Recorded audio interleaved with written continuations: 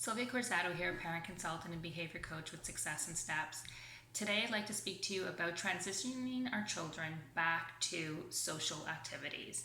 Now, with COVID having us in home isolated without our friends, without engaging in activities, and not having to follow a lot of rules that are within a group setting, it might be a little bit challenging for children to transition back to what they were used to.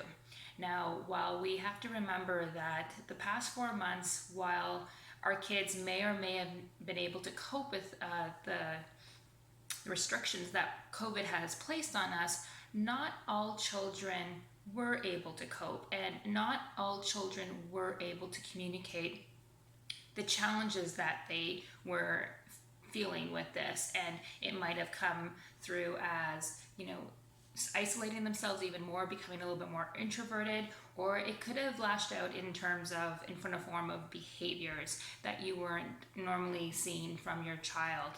Now, what I encourage you to do is that when you do transition your children back to sports, whether soccer, basketball, whatever that case may be, I do encourage you to speak with your children about the new expectations, because there's so many rules now when they're going back to their sports. I encourage you to read them to them. I encourage you to ask them if they understand. I encourage you to ask them to repeat back what they heard so that you can get a sense of what understanding levels they have, so that we're not making any assumptions. It also will help to reduce their anxiety when they're going back by having a clear understanding of the expectation. If things don't go as well as you planned the first time out, take a deep breath. Encourage your child to take a deep breath. This is all new. We are basically relearning a lot of life skills that we haven't had to put in place for the past little while. So let's make the expectations clear to our children. Let's ask them how they felt afterwards. Let's have those conversations. And let's just remember that the skills that they had before, they still have them.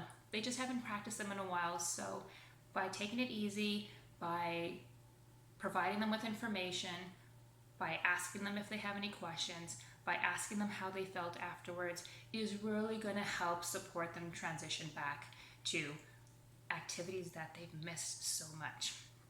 I hope you enjoyed these tips. If you have any questions, feel free to reach out.